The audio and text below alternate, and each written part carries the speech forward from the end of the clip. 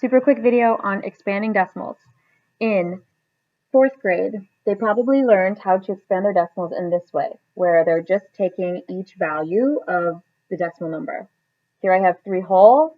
We're going to add it to the next value, which is 4/10, plus my 300.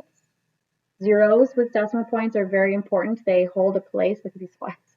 They hold a place. I need this placeholder 0 here so that the 3 shows up in my hundredths place. And then I will add my 2 hundredths, or excuse me, thousandths. When we're expanding numbers, we are adding each value to each other so that if I actually added all these pieces up, I would get my decimal number from standard form.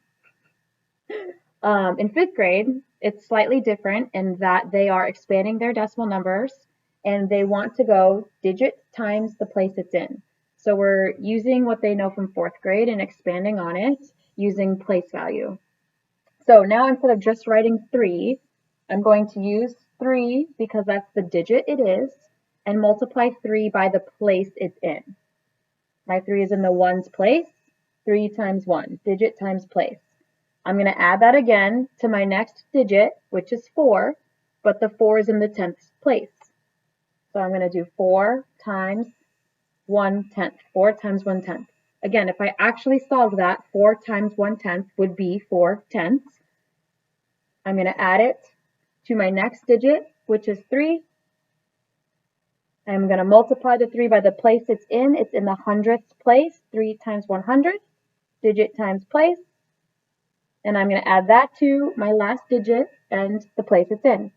2 times 1,000.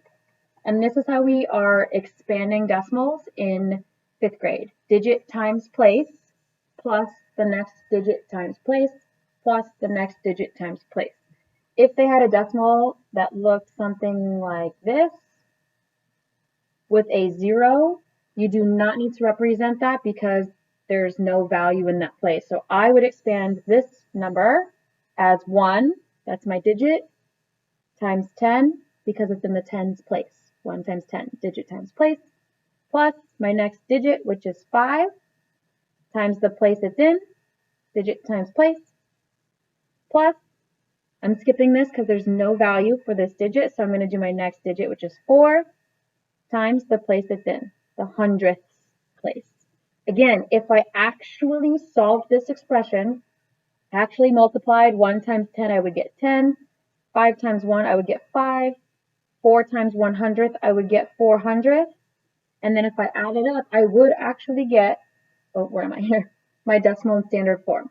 And that's how we expand. That's how we're teaching them to expand decimals in 5th grade. Digit times place, plus your next digit times place. Check for some online practice.